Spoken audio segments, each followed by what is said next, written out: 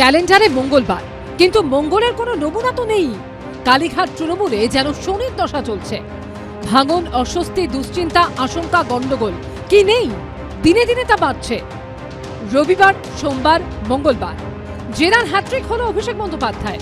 বিধানসভায় সই জালিয়াতি কাণ্ড, প্রাথমিকে নিয়োগ দুর্নীতি মামলার পর মঙ্গলবার উস্কানিমূলক মন্তব্যের মামলায় অভিষেক বন্দ্যোপাধ্যায়কে 6.5 ঘন্টা ধরে জেরা করল সিআইডি।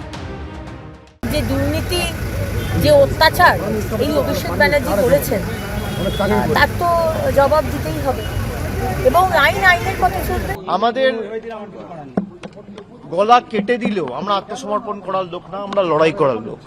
একের পর এক মামলার ঘন ঘটার মধ্যেই এবার নিজের লোকসভা কেন্দ্রেই অভিষেক বন্দ্যোপাধ্যায় ও তার সঙ্গীদের বিরুদ্ধে উঠল মাটি চুরির অভিযোগ। প্রায় 300 থেকে 300 কোটি টাকার উপরে এই মাটি বিক্রি হয়েছে। মঙ্গলবারে অভিষেক বন্দ্যোপাধ্যায়ের ঘনিষ্ঠ তৃণমূলের শিক্ষক সংগঠনের নেতা মইদুল ইসলামকে গ্রেফতার করল পুলিশ।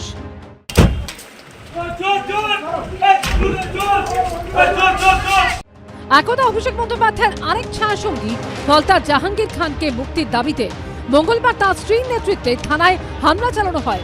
এরপর কেন্দ্রীয় বাহিনীর তৎপর হতেই পুকুরে ঝাঁপ। এরই মধ্যে নতুন সরকারের আমলে বিধানসভার প্রথম সর্বদল বৈঠকে ডাকা হলো ঋতব্রতপন্থী তৃণমূলকে, ডাকা হলো না মমতাপন্থী বিধায়কদের। বিরোধী দল হিসেবে এখানে সবাই উপস্থিত ছিল, লিডার অফ অপোজিশন এন্টাইটেলড হয়েছেন, সেই হিসাবেই তাকে আমি উল্লেখ করলাম। অন্যদিকে লোকসভায় বিদ্রোহীদের তালিকায় সই করেই শুভেন্দু অধিকারীর প্রশংসা করলেন হুগলির সাংসদ রচনা বন্দ্যোপাধ্যায়। डेवलपमेंट कैसा होगा वो अभी शुभेंदु मैम आपको लगता है সব মিলিয়ে ঘরে বাইরে সংকট বাড়ছে মমতা বন্দ্যোপাধ্যায়ের তৃণমূলে। পার্থপ্রতিম ঘোষ, গৌতম মণ্ডল ও অঙ্কিত গুপ্তার report, ABP Ananda.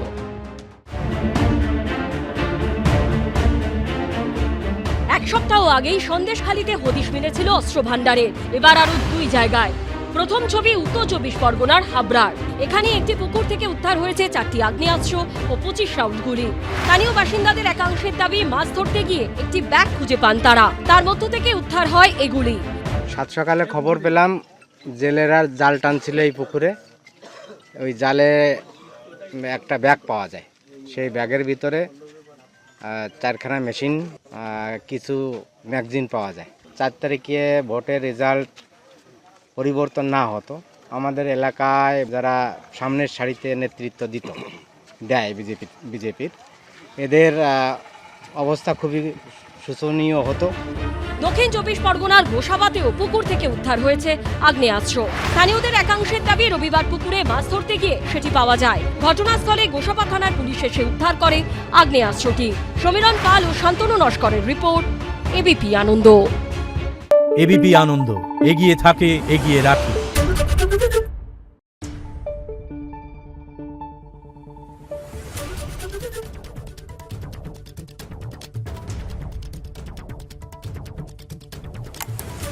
Thank you.